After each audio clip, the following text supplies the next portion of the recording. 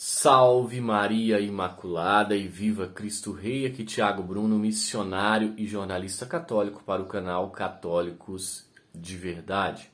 Hoje a palavra de Deus, dia 11 de janeiro, está no Evangelho de Marcos, capítulo 1, do 29 até o 39. Naquele tempo, Jesus saiu da sinagoga e foi com Tiago e João para a casa de Simão e André. A sogra de Simão estava de cama com febre e eles logo contaram a Jesus. E ele se aproximou, segurou sua mão e ajudou-o a levantar-se.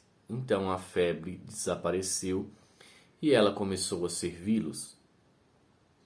À tarde, depois do pôr do sol, levaram a Jesus todos os doentes e os possuídos pelo demônio. A cidade inteira se reuniu em frente da casa. Jesus curou muitas pessoas de diversas doenças e expulsou muitos demônios. E não deixava que os demônios falassem, pois sabiam quem ele era. De madrugada, quando ainda estava escuro, Jesus se levantou e foi rezar num lugar deserto. Simão e seus companheiros foram à procura de Jesus. Quando o encontraram, disseram: "Todos estão te procurando."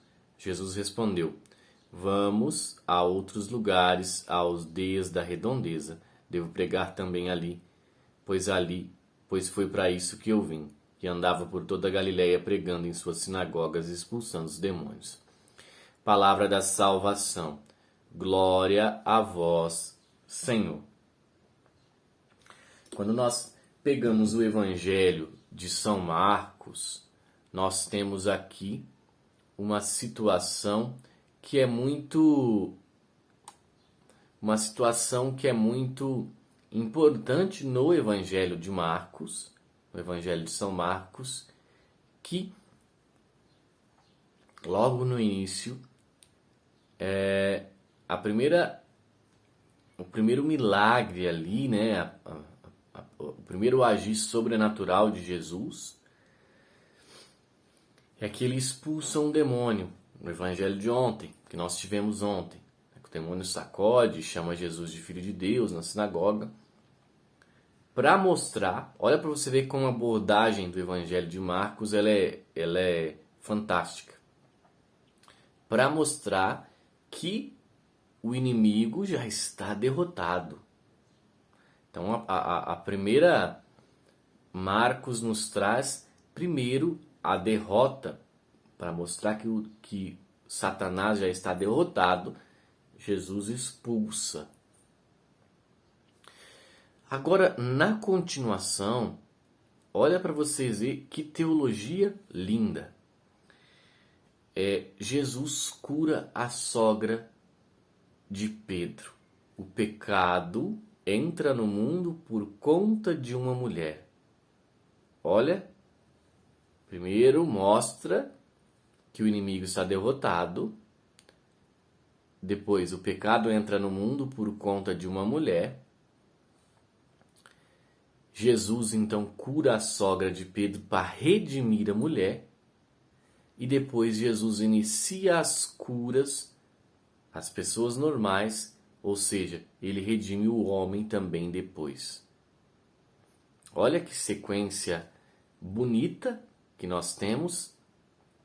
Então aqui nós temos a certeza que Jesus é aquele que pode não só curar e vencer o maligno, mas também curar a nossa família. Às vezes, o que mais nós clamamos a Deus é a conversão da nossa família. Uma coisa interessante é que muitas vezes as pessoas perguntam, questionam a respeito de conversão, né? Estou rezando pela conversão dos meus filhos, estou rezando pela conversão da minha família. Quantas vezes, quando eu tinha uma vida missionária mais ativa na igreja e um pouco menos nas redes, né? porque no início não tinha canal, então não gravava tantos vídeos. Bom, enfim. Então, mas é uma realidade que muitas pessoas ainda pedem aqui no canal mesmo. Reza por mim, reza pela minha família. Mas eu sempre ponderei uma coisa a respeito da conversão. Reza pela conversão dos meus filhos, do meu marido e tal.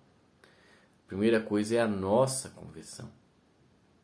Às vezes, dentro de uma família, a mãe enche tanto vamos dizer assim, o pacová ali das pessoas para se converterem e não presta atenção que isso é algo que torra a paciência das pessoas e faz exatamente o contrário. Ou seja, se uma mãe ou se um pai, qualquer pessoa dentro da casa, ele reza pela conversão e quer a conversão da sua família, a pessoa precisa amar como Jesus amou. Entenderam? Por quê? Porque assim, quando a pessoa mostra nos gestos que ela é uma pessoa convertida, tá? Vamos deixar bem claro. Quando acontece a conversão no nosso coração, a partir daí os nossos gestos, a nossa vida se transforma. Então eu vou deixar de fazer algumas situações que eu fazia e vou começar a agir de uma forma diferente. Entenderam? Então, quando as pessoas começam a ver em nós Deus, aí elas vão falar assim: o que mudou na sua vida? Por que você está tão diferente? Aí a gente tem um coração aberto para evangelização. Agora, se você tem na sua cabeça que você se converteu, mas ainda não se converteu realmente, porque você converteu até um pouco de querer mudar, e seria muito bom se minha família fosse uma família de Deus. Mas não houve a conversão verdadeira do coração, que faz com que os seus gestos também sejam gestos de acordo com a conversão. E não só as palavras, e não só a fofoca para os outros, e não só o pedido de oração. Então, se eu quero converter a minha casa, eu preciso me converter e mostrar em gestos a minha conversão. Fazendo isso, as pessoas vão olhar e falar assim: realmente Deus mudou a vida daquela pessoa e eu quero que mude a minha também. Aí a gente começa uma conversão total da nossa casa. Mas voltando ao Evangelho, só Jesus pode fazer isso. Só a obediência a Jesus, a mudança de vida que Jesus nos pede. Jesus, ele mostra nesse Evangelho que ele tem poder para vencer toda a tentação, porque ele já venceu. Ele tem poder para curar o homem e a mulher e todo o mundo de qualquer tipo de enfermidade, seja ela física, seja ela psíquica, seja ela de qualquer natureza. Jesus, ele pode tudo. Mas nós precisamos entender que o nosso coração tem que estar aberto para aceitar as condições de um convertido. O convertido, ele aceita a cruz.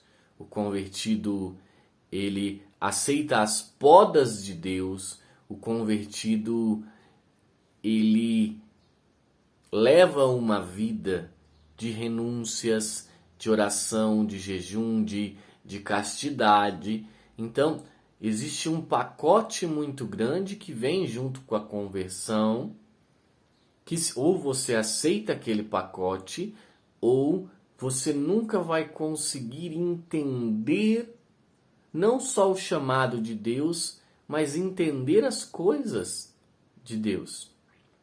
É óbvio que os mistérios de Deus são impossíveis de serem compreendidos por completo.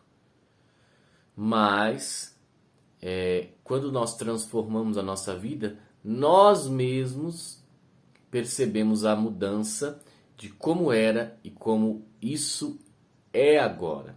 Ou seja, o que Deus transformou na nossa vida. Então Jesus ele é capaz de fazer qualquer transformação, mas precisa haver a nossa contrapartida também de aceitar tudo o que Jesus nos ensinou e o que Ele tem para nós. Salve Maria Imaculada, viva Cristo Rei, um beijo grande dentro do seu coração.